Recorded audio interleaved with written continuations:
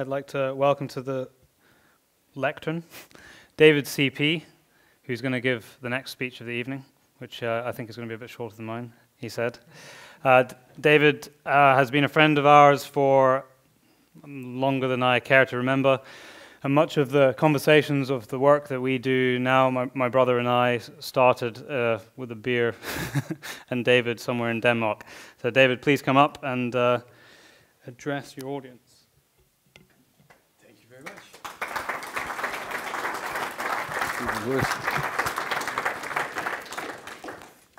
Hello.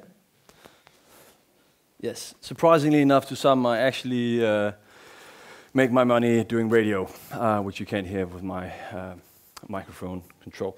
I've been really, let's see how this works. Yes, it might actually work. Good. Technology is not my forte. I like being outside. First of all, I really look forward to coming here. I am Danish by nationality, born and bred. I've been looking so much forward to coming over here, talking to you guys, and showing you the world from our side. It's very hard to do this after a speech like Byron just did, but I will try to just maybe reach the ankles of giants. So, for the future of hunting. I always love traveling with my work. This is what I do. This is what I love doing. It's my choice in life. I am a professional hunting promoter.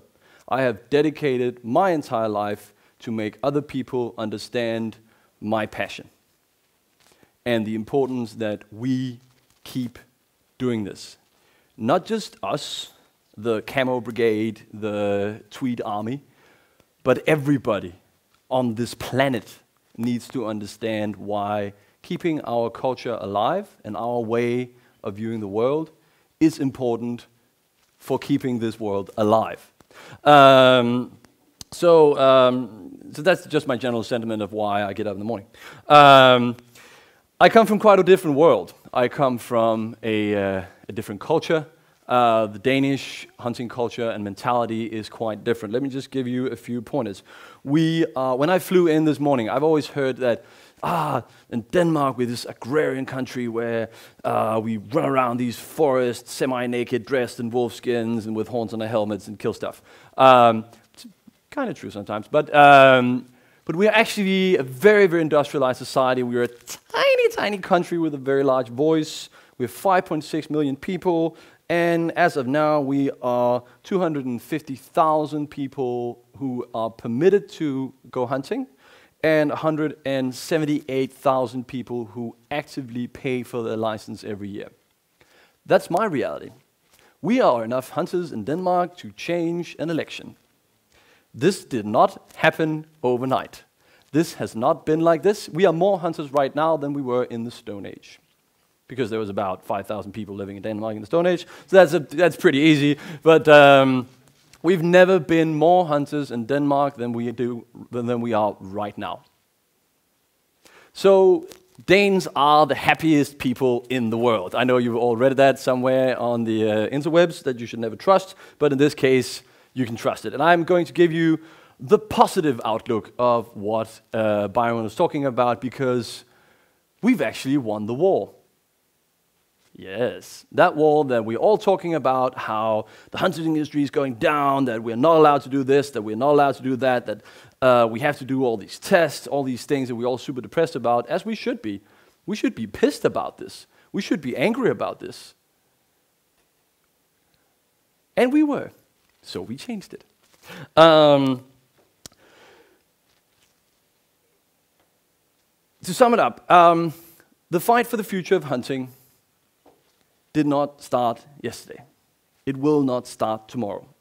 It starts today. Every single day. Every single day you get up in the morning, you decide, will I benefit the future of hunting, or will I keep doing what I was doing that didn't benefit at all? That is what I ask myself every single day. It sounds weird, but it's true. Ask my wife.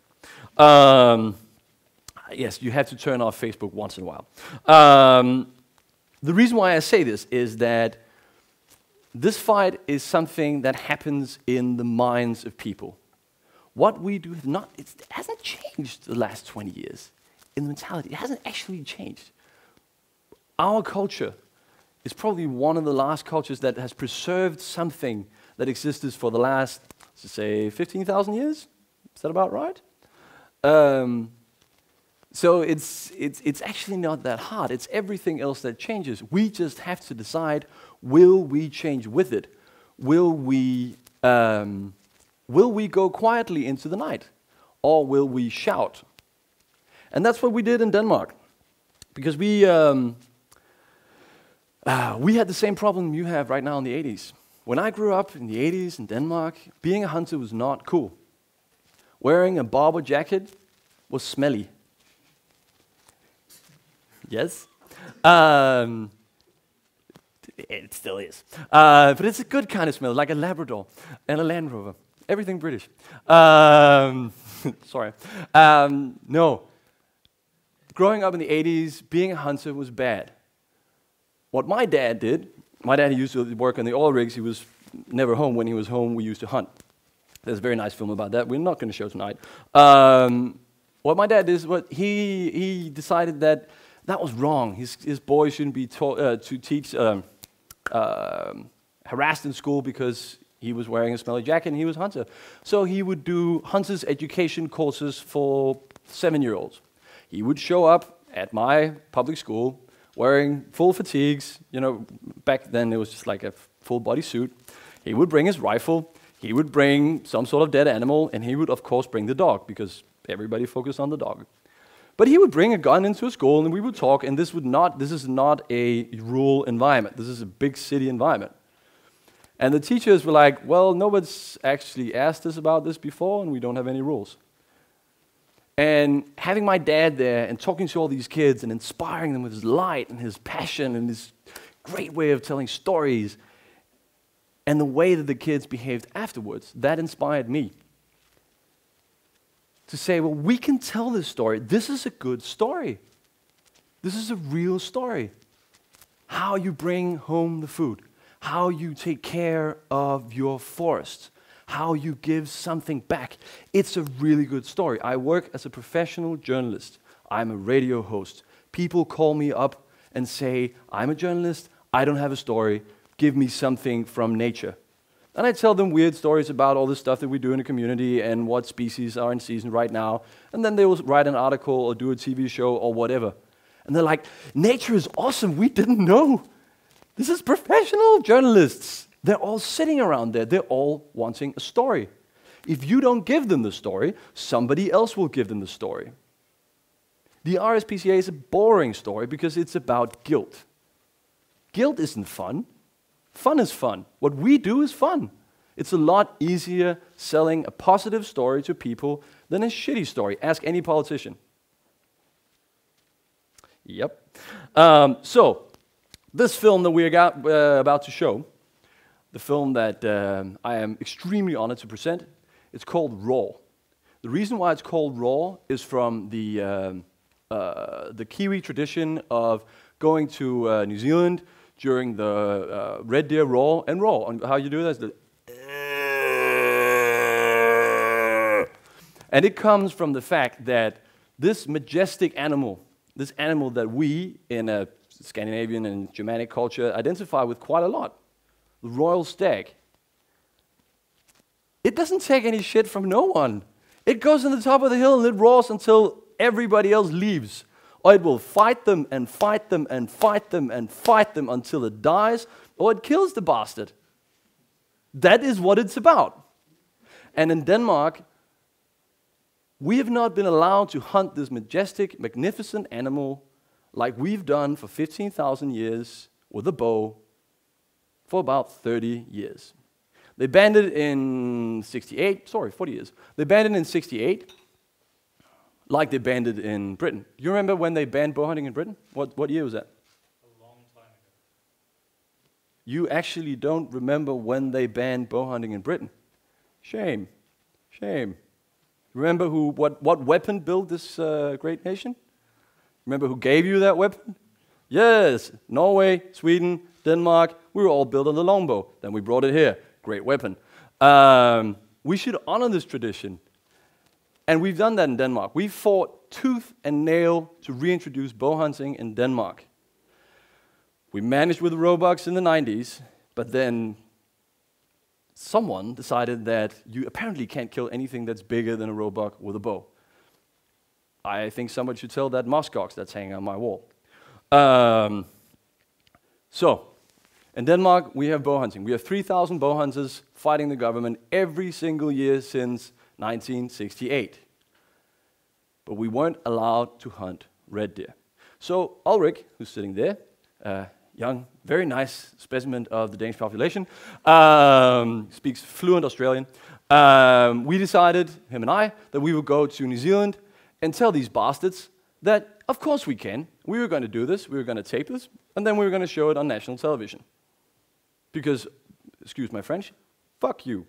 That's why we made this movie. That is what this movie is about.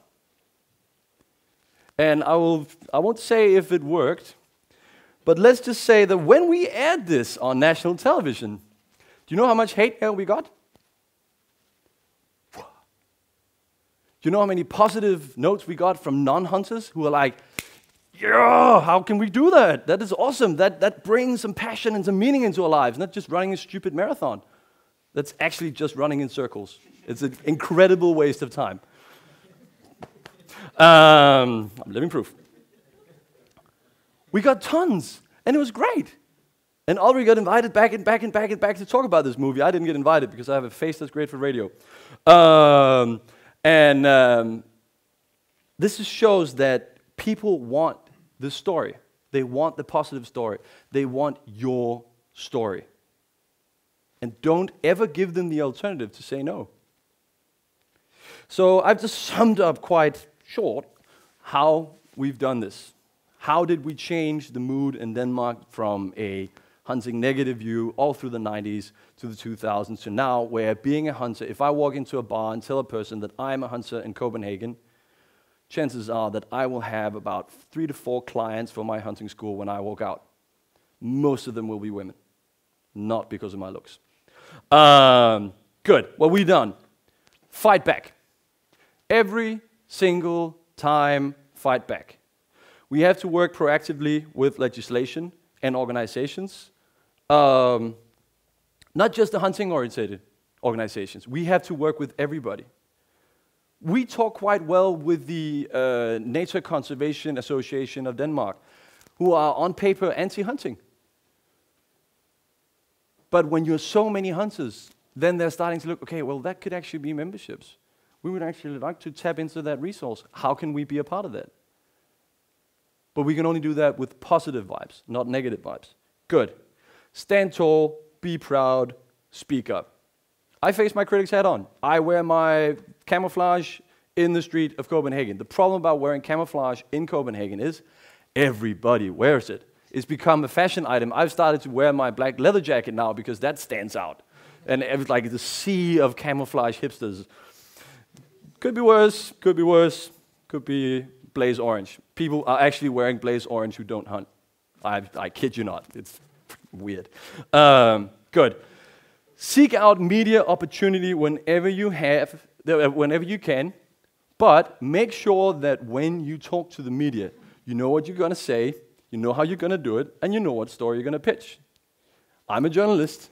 I know how to take people apart. So does the other side. Okay? And then you need to organize and criticize slander and shitty journalism. Because journalists are also bad at their job. And they know it, and they hate it. So hammer them with facts. It works, especially if you write their editor. Yes. Good. Make a stand. We've made a stand. We say there's a definition of hunting is when you do it legally and ethically. Poaching is when you do it illegally and unethically. That's it. That has become a definition now. You need to start using that definition. And you need to call people out and say, no, that guy's not a hunter, he's a poacher. It's not the same thing. And language is just stuff that we make up. It's ask any language philosopher. We need to clean our own house. We all know stories about people who should not hunt. We all know stories about people who've done stuff in the hunting industry who were either sponsored or aided or paid. And we all, deep down in our guts, know that maybe it wasn't our company, maybe it was another company, and then we didn't really do anything because we thought, okay, maybe we can just put the turd at the other company's lap because, well, that's not on. It all falls back to us. If one guy messes up wearing green, everybody else gets hit. And organizations need to take care of it. We need to understand this. Companies need to understand this. We need to do something about it. We need to cancel contracts. We need to tell people either you are on the green line or you're off. That's it. You're done. Imagine the stuff that we all know has happened some places being pulled by, let's just say, a football player, a soccer player, for the Americans. It would never work. They get fired. So let's do the same thing. It's not very hard. We're professionals. We do a job. Just do your bloody job. Be good at it. Okay. We're all in this together. That is a positive thing. We're all in this together. Not just here, not just in Europe. Everywhere. We are the biggest global culture on the planet. We're the oldest culture of the human history. Ever. It's awesome. We can tap into this. Work with your competitors. Work with the guy who's better than you are on Instagram, or the girl who's better than you are, or the ones who annoy you. Work with them. We need each other more than we need competition. The best events that I've ever been to as a professional hunter was hosted by companies in collaboration. It works. It's good for business, it's good for our culture, and it's good for us. That's why I'm so incredibly thrilled to see the sponsorship of this event. We cannot do what we do without the companies and the money that they put up for this. It is incredible, and I really hope for anyone who works within the hunting industry, thank you so much for what you do. We cannot win this fight without you guys. And you cannot keep your jobs without us. So it's really a win-win. But that's a good thing. So we are interdependent. Interdependency also means that if I was going to do this speech, I was asking quite a lot of people from the Isles, asking them, so what's the biggest problem about hunting in the British Isles? Say, well, money. Money. Either a guy can afford to go on a shoot, he'll rock up there, he'll shoot, he has no clue about the culture and everything, we'll leave him because it's kind of, yeah, we'll do this, and then you can go home and then we can play. Or you won't have access, so there'll be another way that you hunt. We need to create access. That is one thing that we have done in Denmark that has really, really worked. We have opened our farms, we have opened our estates, we have opened our hearts to other people. I really have to force myself to invite people to my grandfather's estate, to invite them to hunt one of my rodeos, because I really like my rodeo. I like them too much. But if I invite people in and I show them this love, I can create another believer. We need to create more believers. People who leave your estates, who leave your events, they need to go from your place with a piece of your heart. Because that's what you've given them. They need to know that. Because then that's what they're going to give to their kids and their co-workers and everybody. And that leads to, we need to stand tall. Simply, we need to stand tall. We talked about in Belgium that we were raised with, I talked to Tom from Belgium, he said that he was raised by his father that we could talk about hunting, but it's not something that you talk about in public. I was raised the same way.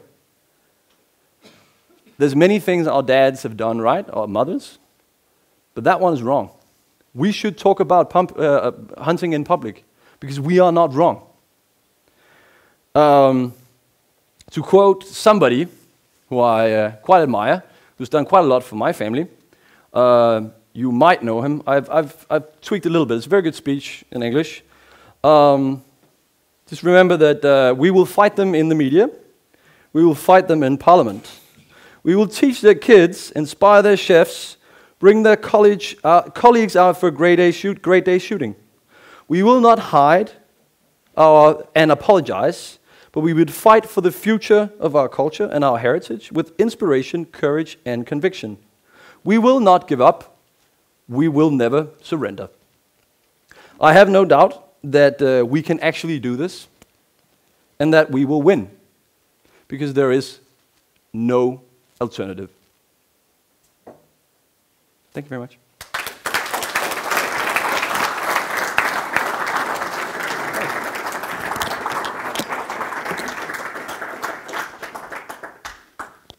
Oh, and enjoy the film. You did, yeah. I was going to say you didn't introduce your film. It's going to play next.